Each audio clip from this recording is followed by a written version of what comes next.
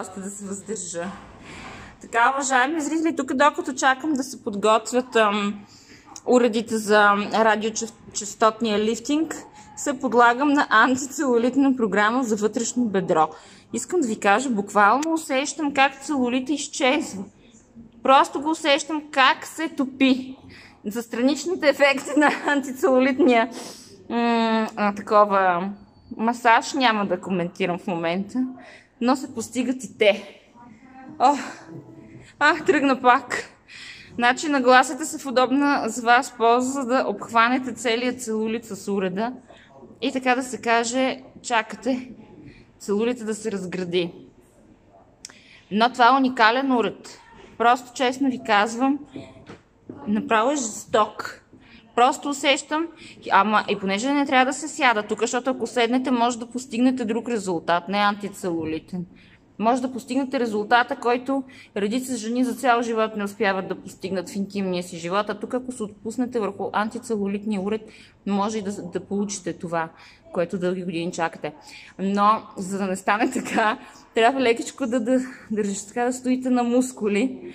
И това същевременно, разграждайки целулита, ви стяга и мускулатурата на бедрата, вероятно и на задника.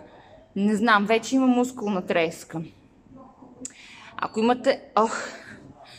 направо честно ви казвам, едва съм жива. Целулит не ми останал, а то прави някакви почивки. Ето така се топи целулит. Така се топи целулит, а не с седене и муане на мусаки по цял ден. Така заставате, хващате си целулитните зони. Да ви кажа, много е сложно да се задържиш тук. Няма шега, няма майтап, сложничко си. Да. А на главата съм с шапчица вече за АРФ, това да не ми прави впечатление, че не съм по моят си тюрбан. Краката ми заболяха. Не, това е много. Това е и упражнява на всичко догоре. Да ви кажа, не мога да боря целулита повече. Защото сила не ми остана. Просто ставам. Не мога. Иначе, ето така също сядате, вижте. Ето така. И трябва да правите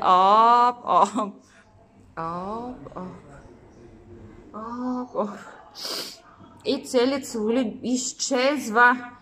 С Богом целулит, така да се каже. Да ви кажа, и бедрата много товари това нещо.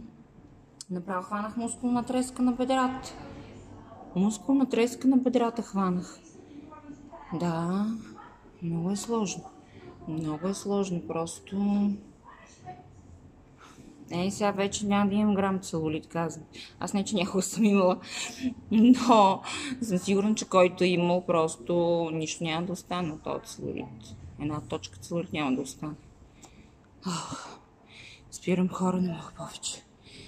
Просто колкото целулит унищожих, толкова.